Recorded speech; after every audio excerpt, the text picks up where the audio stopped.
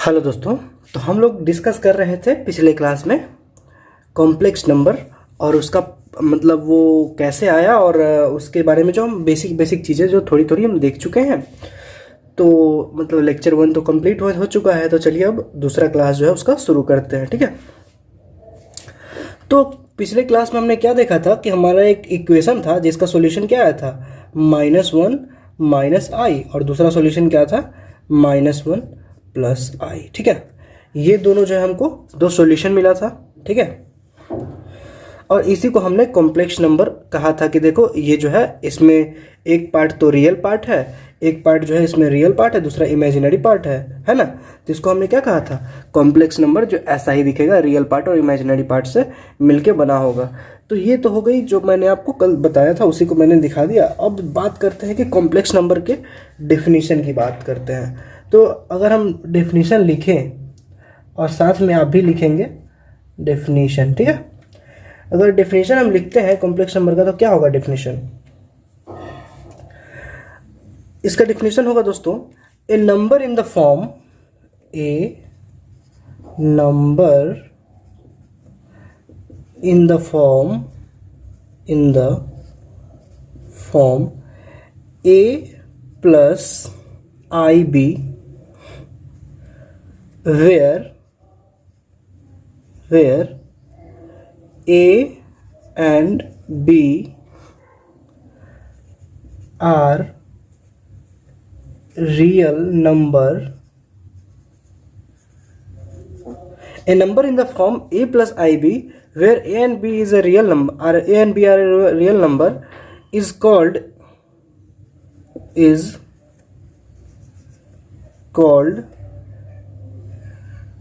complex number. ठीक है, is called complex number।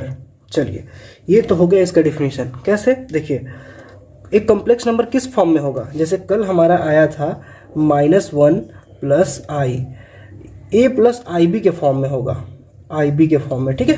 कैसे, तो देखिए इसको -1 है ना, यहाँ पे हम क्या लिखेंगे, -1 + i इंटू, यहाँ पे कुछ भी नहीं है मतलब 1 होगा, 1। ठीक है। मतलब हम ये कह सकते हैं कि -1 + 1i है ना। तो ये a + ib के फॉर्म में है, ये भी एक कॉम्प्लेक्स नंबर होगा। तो चलिए अब कॉम्प्लेक्स नंबर पे जो हम लोग डिस्कशन करते हैं। जैसे मैं 2 + 3i, ये भी एक कॉम्प्लेक्स नंबर होगा। और कॉम्प्लेक्स नंबर को हम z से डिनोट करते हैं। ठीक है। कॉम्प्लेक्स नंबर को हम कैसे डिनोट करते हैं, z से। यहाँ पे आप लोग ये चीज़ लिख भी लेंगे कि denoted by z। Denoted by z मतलब क्या, complex number is denoted by z। Complex number को हम लोग z से डिनोट करते हैं। तो ये एक कॉम्प्लेक्स नंबर हो गया। और एग्जांपल कैसा होगा, z =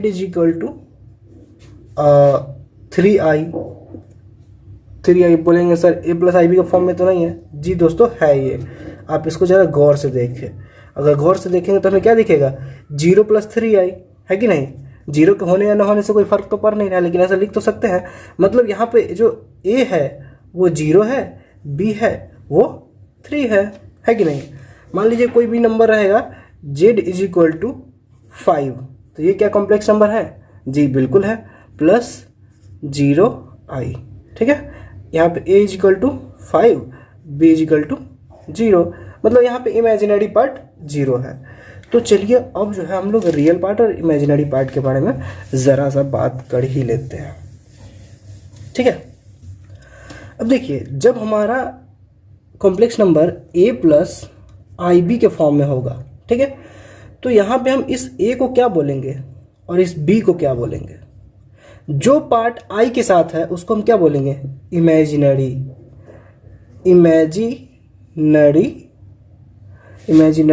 पार्ट ऑफ z। ठीक है। और इसको हम डिनोट कैसे करेंगे, इमेजिनरी पार्ट ऑफ z को, तो इस तरह से i imaginary part of z, ऐसे हम डिनोट कर देंगे इसको। ठीक है। उसी तरह से जो जिसके साथ i नहीं है उसको हम लोग क्या बोलेंगे, real part of Z, real part of Z. Real part of Z मतलब, जेड मतलब क्या होता है? Complex number. तो मतलब real part of complex number, imaginary part of complex number. और imaginary part of complex number को हम कैसे लिखेंगे? Sorry, real part of complex number को हम कैसे लेंगे? R E Z. ठीक है, इसको ऐसे भी आप लिख सकते हैं, आर ई जेड बिना ब्रैकेट के भी, और इसको आई एम जेड। ठीक है, लेकिन ब्रैकेट लिखेंगे तो भी कोई दिक्कत नहीं है। चलिए, तो ये तो हो गए हमारे कॉम्प्लेक्स नंबर को डिनोट करने का तरीका। अब कुछ एग्जाम्पल देखते हैं जिसमें हमें जो है क्या करना है। एग्जाम्पल क्या है? वो क्वेश्चंस की तरह ही होंगे, जिसमें हमें ये पता करना है कि रियल पार्ट क्या है और इमेजिनरी पार्ट क्या है। ठीक है, तो चलिए उसको भी कर ही लेते हैं।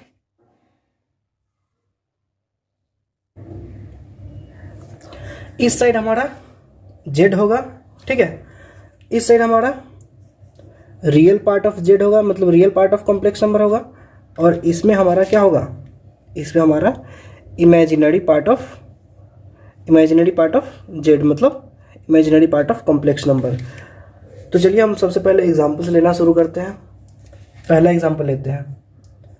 पहला एग्जाम्पल है दोस्तों कि Z is equals to 2 + 3i। दूसरा एग्जाम्पल है जेड इक्वल्स टू -2। तीसरा एग्जाम्पल है जेड इक्वल्स टू -2 - i। चौथा एग्जाम्पल है जेड इक्वल्स टू -5i। पांचवा एग्जाम्पल है दोस्तों जेड इक्वल्स टू -2 - 3i। और एग्जाम्पल ले ले दोस्तों, चलिए एक दो और ले लेते हैं। छठवां एग्जाम्पल है हमारा जेड इज इक्वल्स टू क्या ले ले? अब चलिए आई ले लेते हैं। ठीक है, अब आपको रियल पार्ट और इमेजिनरी पार्ट बताना है। ठीक है, चलिए रियल पार्ट बताइए। Z is equal to 2 + 3i। Real part क्या होगा? वही पार्ट जो आई के साथ नहीं है कि नहीं? ये तो आई के साथ है, मतलब ये इमेजिनरी हो गया। रियल कौन सा होगा? ये हो गया हमारा रियल पार्ट। तो रियल पार्ट क्या हो गया? 2। ठीक है, अगर यहीं पे इमेजिनरी की बात करें तो आई के साथ कौन सा है? 3। तो 3 जो हो गया हमारा imaginary part of this complex number. कौन सा complex number? This complex number का जो है क्या है? रियल पार्ट 2 है और इमेजिनरी पार्ट 3 है। ठीक है, अगला बात करते हैं जेड इक्वल टू -2। इसमें तो आई दिख ही नहीं रहा है, तो क्या कर लेंगे? +0i लगा लेंगे। अब बताइए, अब क्या है? रियल पार्ट हमारा क्या हो जाएगा? रियल पार्ट हमारा यह हो जाएगा, क्या हो जाएगा? -2 है कि नहीं? इमेजिनरी पार्ट क्या हो जाएगा? आई के साथ क्या है? 0। अब बात करते हैं, देखिए जिस कॉम्प्लेक्स नंबर में इमेजिनरी पार्ट 0 रहेगा उसको हम क्या बोलेंगे? Purely real complex number. ठीक है, प्योरली रियल। और जिसमें रियल पार्ट 0 रहेगा, यहाँ पे जैसे मैं इस चीज़ को मैं अगले वीडियो में भी बता दूंगा। चलिए यहाँ पे उसको डिस्कस नहीं करते हैं। अब यहाँ पे देखिए, यहाँ पे हमारा क्या है? रियल पार्ट आई के साथ तो कुछ भी नहीं है, तो मतलब क्या होगा? यहाँ पे 1 होगा, तो हमारा रियल पार्ट क्या हो गया? -2। ठीक है, और इमेजिनरी पार्ट क्या हो गया? आई के साथ क्या है भाई? आई के साथ क्या है? 1 है ना दोस्तों? आई के साथ 1 है ना? है कि नहीं? गलत है, बहुत गलत आपने किया है। अगर आपने 1 लिखा है तो ये गलत हो जाएगा। हमारा कॉम्प्लेक्स नंबर क्या था बताइए? पहले इसी फॉर्म में था ना, a + ib। यहाँ पे किसी माइनस साइन का जिक्र है क्या? है कि नहीं? नहीं है। तो हम इसको कैसे लिखेंगे? जरा इस चीज़ को जरा ध्यान दीजिएगा कि -2 + i × -1। ठीक है, अब इस चीज़ को देखिए, -2 प्लस इस दोनों को मल्टीप्लाई करेंगे तो -i हो जाएगा, है कि नहीं? तो मतलब हम यहाँ पे ये नहीं लिख सकते हैं कि यहाँ पे जो है इमेजिनरी पार्ट 1 है। यहाँ पे इमेजिनरी पार्ट क्या है? i में -1 से मल्टीप्लाई है। ठीक है, तो इसका मतलब क्या हो जाएगा कि हमारा यहाँ पे इमेजिनरी पार्ट क्या है? 1 नहीं है, -1 है। ठीक है, अब अगला आते हैं z इक्वल टू -5i। यहाँ पे क्या है मित्रों बताइए, यहाँ पे हमारा z इक्वल टू -5i है। अब यहाँ पे जो है सो आप देख पा रहे होंगे कि रियल पार्ट तो कुछ है ही नहीं, तो क्या करते हैं, रियल पार्ट कुछ नहीं है मतलब रियल पार्ट 0 है। यहाँ पे रियल पार्ट 0 है, मतलब ये प्योरली इमेजिनरी कॉम्प्लेक्स नंबर है, ठीक है। अब और इसका मतलब क्या बोलते हैं, इमेजिनरी पार्ट क्या है, तो इमेजिनरी पार्ट बताइए तो दोस्तों क्या है। इमेजिनरी पार्ट i के साथ क्या मल्टीप्लाई है, -5 है। इमेजिनरी पार्ट यहाँ पे -5 हो जाएगा। इस कॉम्प्लेक्स नंबर की बात करें तो अब तो आप लोग के लिए खेल हो गया होगा, हलवा हो गया होगा एकदम। देखिए ये -2 और इमेजिनरी पार्ट हो गया हमारा -3। फिर से अगर बात करें अगले कॉम्प्लेक्स नंबर में, तो यहाँ पे देखिए अगेन रियल पार्ट 0 है, i के साथ कुछ भी नहीं है, तो i के साथ कुछ भी नहीं है तो मतलब 1 है कि नहीं। i के साथ अगर कुछ भी नहीं है तो मतलब 1 है, और रियल पार्ट तो 0 ही है इसका, है कि नहीं। 0 + 1i, हमारा कॉम्प्लेक्स नंबर इतना ही था, देखिए बस i ही लिखा हुआ था।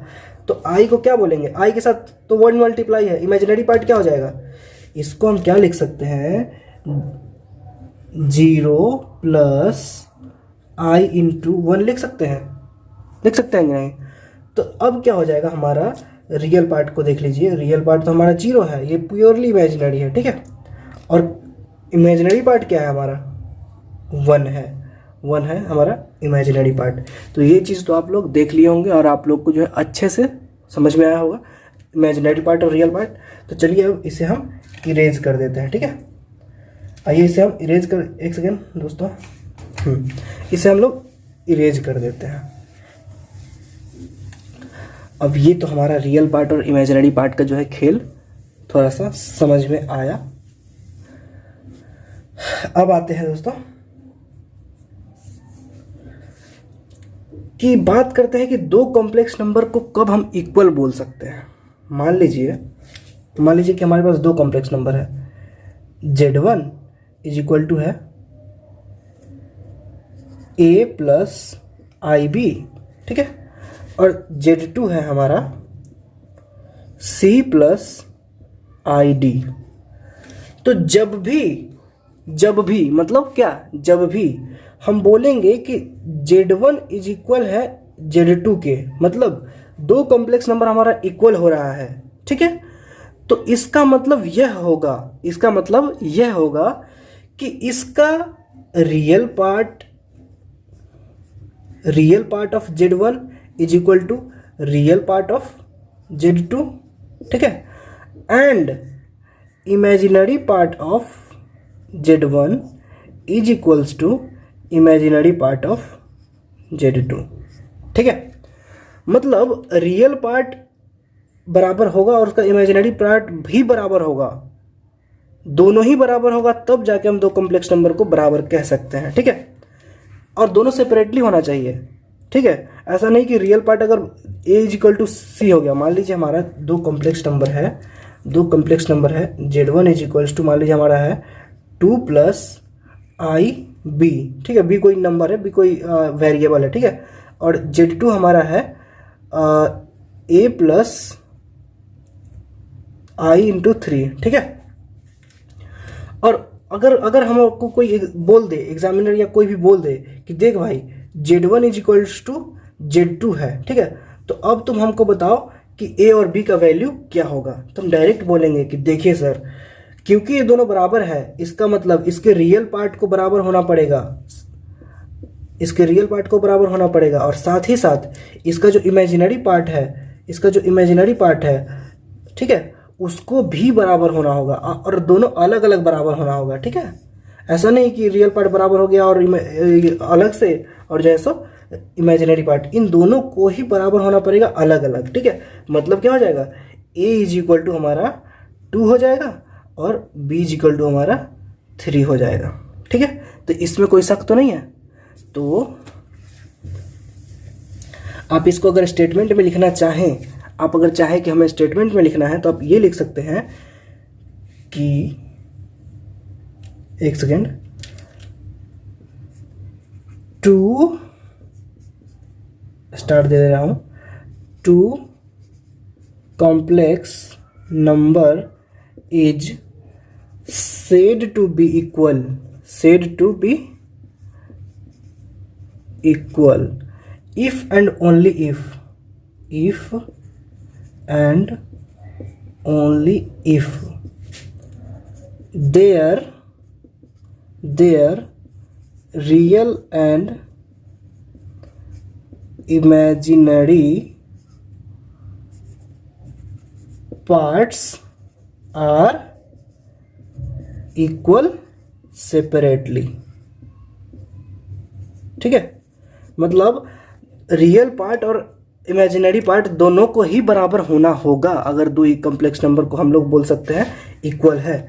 ठीक है, जैसे में अगर आप स्टेटमेंट में लिखना चाहें तो इसके नीचे एक एग्जांपल दे सकते हैं कि a प्लस आई बी और Z2 इज इक्वल टू है C प्लस आई डी। और ये अगर हमारा है तो हमको ये बोलना है कि देखिए A is equal to C तो होगा ही, साथ ही साथ B is equal to D भी होगा ही होगा। अगर क्या, अगर Z1 is equal to Z2 है तो अगर Z1 is equal to Z2 है तो देख लीजिए कि A is equal to C तो होगा ही होगा, साथ में B is equal to D भी होगा। जैसे रियल पार्ट, ये रियल पार्ट है तो रियल पार्ट के बराबर होगा और इमेजिनरी पार्ट जो है इमेजिनरी पार्ट के बराबर होगा ही होगा अगर दोनों कॉम्प्लेक्स नंबर बराबर हैं तो ये तो आप देख लिए कि दो कॉम्प्लेक्स नंबर इक्वल है तो उसका कैसे होगा। अब थोड़ा कल एक चीज़ हम लोगों ने देखा था कि लोगों ने क्या करा था, कल आप लोग तो ये बात देख चुके हैं कि लोगों ने क्या करा था, आई के पावर अगर नहीं लोगों ने ये नहीं करा था। लोगों ने जो करा था, लोगों ने क्या करा था कि x square plus 1 is equal to 0 था तो यहाँ पे जो है एक्स स्क्वायर की जगह पे उन्होंने क्या लिख दिया था, रूट अंडर -1 का square plus 1 is equal to 0 और रूट अंडर -1 का स्क्वायर मतलब इसका स्क्वायर करेंगे तो इससे ये कट जाएगा, मतलब क्या हो जाएगा कि रूट अंडर का अगर स्क्वायर करेंगे तो बात बराबर हो जाएगा, -1 प्लस 1 इज इक्वल्स टू 0 मतलब 0 इज इक्वल्स टू 0 करके उन्होंने क्या कराया था, सेटिस्फाई कराया था। इसको उन्होंने सेटिस्फाई कराया था कि देखो अगर ऐसा करेंगे तो ये इक्वेशन सेटिस्फाई होता है। और जैसे ही ये इक्वेशन सेटिस्फाई हुआ है इसका मतलब क्या है, जाहिर सी बात है कि उन्होंने क्या करा था, उन्होंने करा ये था कि रूट अंडर -1 को उन्होंने आई इमेजिन कर लिया था। अब अगला खेल हमारा इसी पे, आइए अब हम पढ़ने वाले हैं पावर ऑफ आई के बारे में। ठीक है, पावर ऑफ आई को हम लोग क्या बोलते हैं, आई को हम लोग IOTA, आयोटा। ठीक है, पावर ऑफ आयोटा के बारे में बात करने वाली, ये चीज़ मैं आपको कल बता चुका हूँ। हम लोग पावर ऑफ आयोटा के बारे में बात करने वाले, आई के बारे में। ठीक है, अब जब हम इसकी बात कर रहे हैं तो अब देख लीजिए कि कल हमारा क्या था, आई को हमने रूट अंडर -1 ले लिया था। ठीक है, आई स्क्वायर क्या होगा, आई का हम अगर स्क्वायर कर दें तो क्या होगा, रूट अंडर -1 का स्क्वायर हो जाएगा। तो रूट अंडर -1 का स्क्वायर क्या हो जाएगा, फिर क्या हो जाएगा, -1 ही हो जाएगा, स्क्वायर से ये तो कट जाएगा। कैसे कटेगा तो वो देखिए, रूट अंडर का मतलब क्या होता है, -1 का पावर 1/2 और वो वहाँ पे 2 मल्टीप्लाई है, 2 से 2 कट जाएगा। ठीक है, तो रूट अंडर मतलब -1 का पावर 1, इसका मतलब -1। ठीक है, तो इस तरह से जो है ये हो जाएगा। चलिए अब इसका और स्क्वायर करते हैं, ज़रा सा और आगे बढ़ा जाए। अगर हम इसको i³ कर दें तो इसको क्या कैसे करेंगे, इसको हम क्या कर सकते हैं, I² इंटू आई लिख सकते हैं। I² को हमने क्या यहाँ पे किया है, I² को देखिए साथ ही साथ में आपको I is equal to root under -1, I² is equal to क्या आ जाएगा, -1। ठीक है, अब i³ क्या हो जाएगा, I² क्या है, -1 ऑलरेडी है इंटू आई, तो हम इसको लिख सकते हैं -i लिख सकते हैं। तो मतलब अब क्या हो गया कि i³ का वैल्यू कितना हो जाएगा, -i के बराबर हो जाएगा। ठीक है, अब चौथी बात करते हैं कि इसका पावर बढ़ाते हैं, अब i⁴ करते हैं, तब क्या हो जाएगा, i⁴ स्क्वायर का स्क्वायर कर सकते हैं या फिर ऐसा कर सकते हैं, i का पावर स्क्वायर इंटू आई का पावर स्क्वायर, ऐसा भी कर सकते हैं। ठीक है, अब हाँ, जो क्या बोल सकते हैं, आई स्क्वायर क्या है, आई स्क्वायर का वैल्यू -1 इंटू फिर से -1, -1 में -1 से मल्टीप्लाई कर देंगे तो क्या आ जाएगा 1, मतलब आई का पावर 4 इज इक्वल टू 1। तो इन चारों चीज़ को आपको हमेशा ही याद रखना है, ठीक है। इन चारों चीज़ को आप हमेशा ही याद जो है क्या करेंगे, रखेंगे। इन चारों चीज़ को आप हमेशा ही याद रखेंगे। अब जो है इस पे थोड़े सवाल हम लोग देख लेते हैं, ठीक है। आइए थोड़े सवाल देख लेते हैं इस पे। सवाल ये है दोस्तों कि मान लीजिए हमको i⁵ निकालना है। एग्जामिनर दे दिया कि i⁵ क्या हो जाएगा, कैसे निकालेंगे, ऐसे कर सकते हैं। ओह ओके, तो क्या कर सकते हैं, i⁴ इंटू i⁴ क्या होता है 1 इंटू आई, मतलब i हो गया। अगर एग्जामिनर हमसे पूछ दे i⁷ तो क्या कर देंगे, i⁴ इंटू i⁵, मतलब i⁴ क्या था 1 था और i⁵ क्या था -i, मतलब इसका क्या वैल्यू हो जाएगा -i, ठीक है। अब 5 7 तो देख लिए। मान लीजिए एग्जामिनर हमको i⁴ दे दे, तो क्या करेंगे, i⁴ 8 एक साथ कर लेंगे, ठीक है। 8 एक साथ कर लेंगे, क्यों कर लेंगे 8 एक साथ, देखिए i⁴ into i⁴ into i⁴, 4 4 8 3 11, ठीक है। i⁴ क्या हो जाएगा 1, i⁴ क्या हो जाएगा 1, और ये i⁴ रह जाएगा। इसका मतलब i⁴ का वैल्यू क्या है -i हो जाएगा, क्योंकि 1 से 1 में मल्टीप्लाई हुआ तो जान ही नहीं रहे आप क्या होगा। तो इसको हम ऐसा लिख सकते थे कि देखो i⁴n प्लस 3, ठीक है। अब जब ये 4n होगा तो इससे तो हमें मतलब ही नहीं, जैसे 4 जैसा ही आ गया, 4n जैसा ही हो गया, तो हम क्या कह सकते हैं कि इसका वैल्यू फिर 1 ही हो जाएगा, मतलब हमें सिर्फ 3 का ही निकालना है। तो अब क्या है कि अब हम क्या करेंगे कि अब हम निकालेंगे i⁴ कितना का 57 का। i⁵ क्या होगा, इसका वैल्यू क्या होगा। तो दोस्तों जाहिर सी बात है, i⁵ है ना, तो 57 को हम क्या करेंगे 4 से डिवाइड कर लेंगे, 1 और 4 4 जा, ठीक है। तो ये लिख सकते हैं प्लस 14 चौके 56 प्लस 1 57, ठीक है। तो अब देख लीजिए कि i का पावर कितना हो गया 14n, सॉरी हाँ 14 है ना, n यहाँ पे ये हो गया। अब जो है ये हो गया 4 इंटू n प्लस 1, और उस एग्जाम्पल में आप देख चुके हैं कि जैसे ही 4 से किसी n में मल्टीप्लाई हो गया तो इसका वैल्यू जो हो गया 1 हो जाएगा, ठीक है। अब हमें क्या करना है, i का पावर 1 को ही कैलकुलेट करना है, और i का पावर 1 क्या हो गया i ही हो जाएगा, है कि नहीं। उसी तरह अगर कोई एग्जामिनर हमसे सवाल पूछ ले कि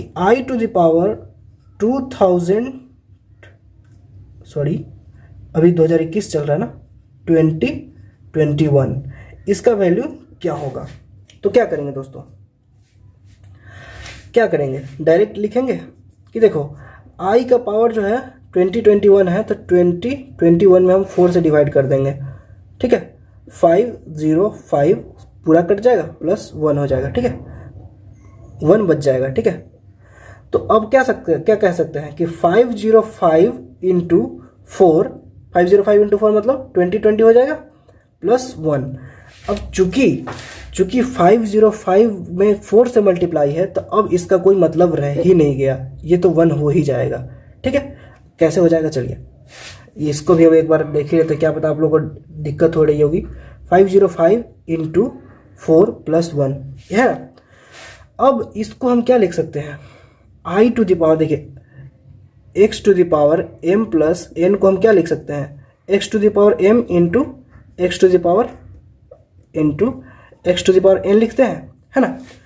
तो आई टू द पावर हम क्या लिख सकते हैं यहाँ पे, i to the power 505 into 4 into, देखिए यहाँ पे इंटू है ना, m प्लस n है पावर में, तो यहाँ पे x to the power m into x to the power n आ गया, है ना। तो आई टू द पावर 1 आ जाएगा, है कि नहीं। अब 505, देखिए 505 बार जो है हमको आई टू द पावर 4 लिखना है, आई टू द पावर 4 लिखना है into I to the power 4 लिखना है, कितनी बार, 505 बार। और कितनों बार आई टू द पावर 4 आप लिखिएगा तो उसका वैल्यू तो 1 ही आएगा ना, into I to the power 1 is equal to i, है कि नहीं। तो इतना आसान था दोस्तों इसको निकालना, ठीक है। इसमें कोई जो है बहुत बड़ी बात नहीं है, और पावर ऑफ आई आप समझ गए होंगे, और इस पे जो है कुछ सवाल भी आप देख लिए होंगे। अगर ऐसा कोई सवाल आता है तो मैं आपको नेक्स्ट वीडियो में बता दूंगा। इस वीडियो को हम लोग ज़्यादा लंबा नहीं खींचेंगे। चलिए दोस्तों, धन्यवाद।